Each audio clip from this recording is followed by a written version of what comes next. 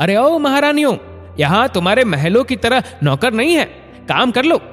शांति की ये रोबदार आवाज सुनकर उसकी दोनों देवरानियां आशा और सुनीता अंदर तक कांप जाती थी। जरा से फुर्सत के पल भी वो दोनों एक साथ नहीं गुजार सकती थी। दोनों के पति कमल और सुशील उनके बड़े भाई रामचरण के साथ एक ही दुकान पर काम करते थे। बात दोनों तरफ एक जैसी थी। वहां दुकान पर दोनों भाई अपने बड़े भाई से एक शब्द नहीं बोल सकते थे, और यहाँ घर पर दोनों अपनी सास कम जेठानी से एक शब्द नहीं बोल सकती थी। सास को तो दोनों ने देखा ही नहीं था, और जेठानी केवल नाम की ही शांति थी। दोनों भाइयों का रामचरण के आदेश पर दुकान के काम में पीले रहना, और घर में शांति के आदेश पर आशा और सुनीता का घर के काम में पीले रहना अब नियति बन चुका था। हालांकि कमल और आशा की शादी को अभी 1 साल और सुशील और सुनीता की शादी को सिर्फ 8 महीने ही हुए थे।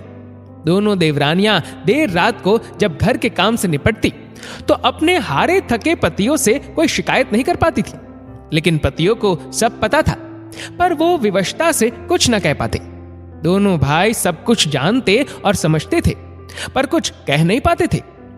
माँ बाप के मरने के बाद भाभी ने बड़े भाई को ऐसा काबू में किया कि वो तो ना कुछ देखते थे और ना ही कुछ बोलते थे। घर में सिर्फ शांति भाभी का ही राज था। बड़े भाई के 2 बच्चे थे, एक लड़का और एक लड़की।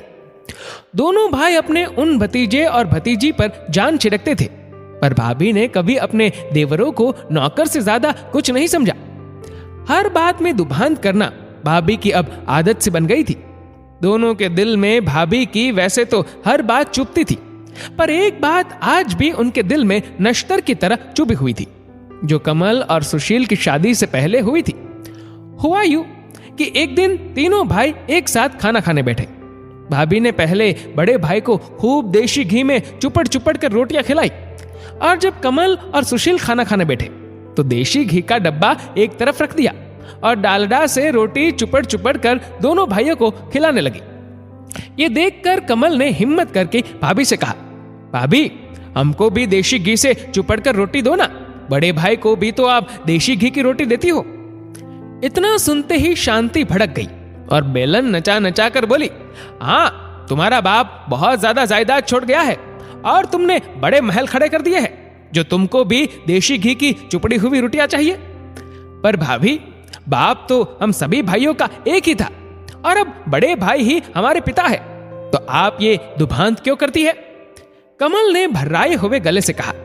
इतना सुनते ही शांति का पारा आसमान पर पहुंच गया और उसने बेलन दूर फेंक कर मारा और रामचरण से चिल्लाती हुई बोली, मेरे बस का नहीं है कि सबका काम भी करूं और ताने भी सुनूं। पत्नी को क्रोध में देखकर रामचरण की तो जैसे जान ही निकल गई। अपने ही दोनों भाइयों को बुरा भला कहकर अपनी पत्नी को मनाया। इस सब के बीच अपने भाइयों को यह देखने का भी ख्याल भी रामचरण के मन में नहीं आया। उस दिन दोनों भाई भूखे ही सो गए। समय बीता और कमल सुशील दोनों की शादी हो गई, लेकिन हालात जस के तस थे। भाई अपने दोनों भाइयों को इसलिए घर से नहीं निकालता था कि इनसे अच्छे नौकर उसको कहां मिलेंगे, और भाभी को अब 2 अच्छी नौकरानियां मिल गई थी। पर कहते हैं कि समय एक सा कभी नहीं रहता। समय बीतता गया और कमल और सुशील के भी बच्चे हुए। घर छोटा पड़ने का बहाना बनाकर शांति और रामचरण ने दोनों भाइयों को अलग कर दिया। दोनों भाइयों को खाली हाथ घर से निकाल दिया, पर दोनों भाइयों ने अपनी एकता को अटूट रखा और एक ऐसा घर लिया जहां वे दोनों अपने परिवार सहित रहने लगे। भाई के व्यवहार से भी दोनों का मन खट्टा हो गया और दोनों भाइयों ने अलग अलग नौकरी कर ली और सुखपूर्वक अपने परिवार में मगन रहने लगे। शांति खुश थी कि दोनों भाइयों को बिना कुछ दिए सब कुछ उसका हो गया। समय अपनी गति से चल रहा था। एक दिन रामचरण और शांति के बेटे का भी विवाह हो गया। शांति बड़े अरमानों से अपने बेटे के लिए बहू लेकर आई थी। शादी में बड़े भाई ने अपने पत्नी प्रेम के चलते अपने दोनों छोटे भाई को न्योता नहीं दिया था। इधर कमल और सुशील ने अपने भाई भाभी से रिश्ता तो नहीं तोड़ा था, पर वह रिश्ता अब ऐसा था जैसे बिना खुशबू के फूल, लेकिन अपने किए कर्म सामने जरूर आते हैं, और ये शांति को जल्दी ही पता लगने वाला था। समय ने करवट ली।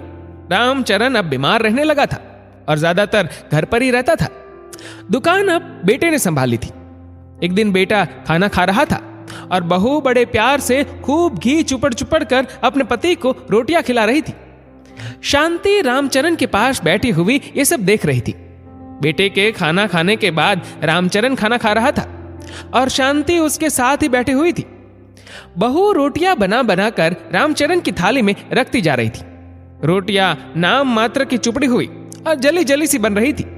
पर कहते हैं ना कि बंदर कितना भी बूढ़ा हो जाए घुड़की मारना नहीं छोड़ता। और इसी नीति के अनुसार शांति ने कड़क कर बहू से कहा, क्यों री, ये रोटियां कैसे बना रही है? तेरी मां ने क्या ऐसी ही रोटी बनानी सिखाई है? बस इतना सुनना था कि बहुरानी रसोई से बेलन लहराते हुए आई और शांति पर बरस पड़ी। देखो सासू मां, मेरी मां पर मत जाना। और रही बात मेरी मां ने क्या क्या सिखाया है, तो उन्होंने जो सिखाना था वो सिखा चुकी। अब मुझसे बात करो। और क्या हो गया जो जरा सी रोटी जल गई? खा लोगे तो कुछ हो तो नहीं जाएगा? जो सारा दिन अपना हाड़ पहले रहता है, दुकान पर उसका ध्यान करूं या इनका जो सारे दिन घर में पड़े रहते हैं? रामचरण खाना बीच में ही छोड़कर अपने कमरे में चला गया। दूसरे कमरे में यह सब सुन रहे बेटे को चुप देखकर शांति बस भगवान से यही प्रार्थना कर रही थी कि यह दिन देखने से पहले वो मर क्यों नहीं गई। एक मेरे देवर और देवरानियां थी जिन्होंने आंख उठाकर भी हम भैया भाभी को कभी नहीं देखा। जवाब देने की तो बात बहुत दूर रही, और आज मेरी बहू ही। उस दिन के बाद शांति की आवाज तो जैसे चली ही गई। जैसा बहू और बेटा चला रहे थे उसी तरह ही जिंदगी को चलाने का शांति और रामचरण ने समझौता कर लिया। शांति की तानाशाही को अब विराम लग चुका था। शांति अब अपनी देवरानियों के बीच उपहास और दया का पात्र बन गई थी। घड़ी घड़ी पुरानी बातों में खो जाना अब उसकी आदत बन चुकी थी। दोस्तों, आपके इस वीडियो के बारे में क्या राय है नीचे कमेंट करके जरूर बताएगा। और अगर आपको वीडियो अच्छा लगा हो तो इस वीडियो को लाइक करिएगा, शेयर करिएगा ज्यादा से ज्यादा लोगों तक। और ऐसी ही और भी इंस्पिरेशनल वीडियोस के लिए सब्सक्राइब करें हमारे यूट्यूब चैनल को और फेसबुक पर फॉलो करें हमारे पेज को। धन्यवाद।